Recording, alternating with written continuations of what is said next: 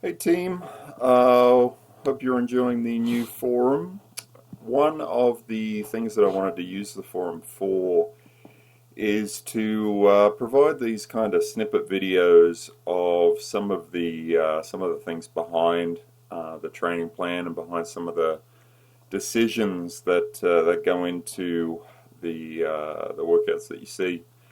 So I wanted to do just 2 3 minute videos of some of those concepts, and the first one is modeling. So a lot of the decisions that I make are based upon the performance model that I come up with for each athlete, and this is an original. This is all based on some pretty technical literature by Bannister and crew, but I kind of wanted to provide a simplified version of that, just so that you can better understand some of the decisions behind the training, and hopefully that will add to buy-in, and hopefully it'll start some more dialogue. So, real brief explanation of the model that I use in the prediction side of the training plan.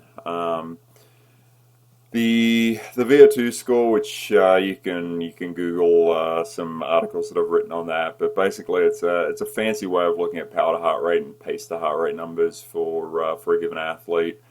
And what I try and do is predict VO2 score based on training load, and the way that I do that is through this formula here, where K1 is the training response of the athlete. You can look on your athlete profile tab to see what I have yours set at the moment. CTL, the chronic training load, you should be familiar with. K2, the fatigue coefficient, so the extent to which training makes the athlete tired, and again, that number is on your athlete profile, times the training stress balance, plus this P0. So the P0 is the baseline fitness of the athlete. So if you were to not do any training, not to have any chronic training load, that would be what your VO2 score would be.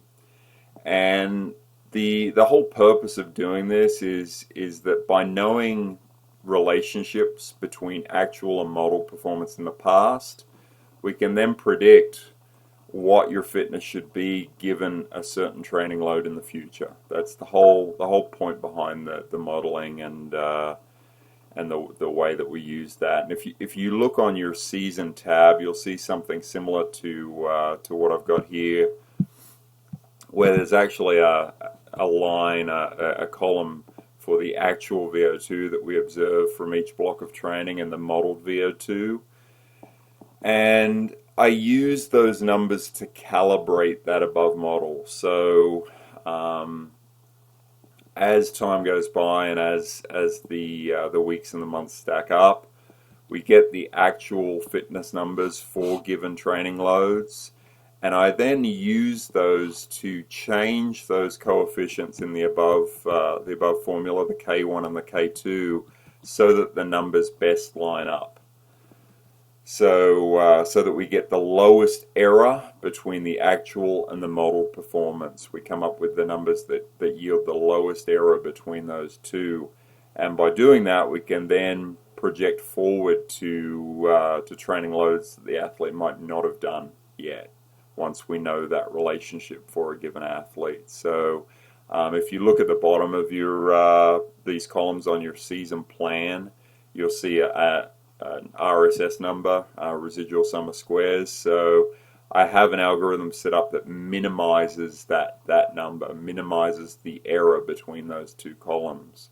And again, by doing that, we get a much better individual formula for a given athlete. So hopefully this spurns some new dialogue, and please follow up in the forum below with any questions. But I'll keep doing these just as sort of almost a continuing education sort of platform on the forum. And if there's anything that you want me to cover or want me to go into in a little bit more depth, please let me know. Thanks, guys.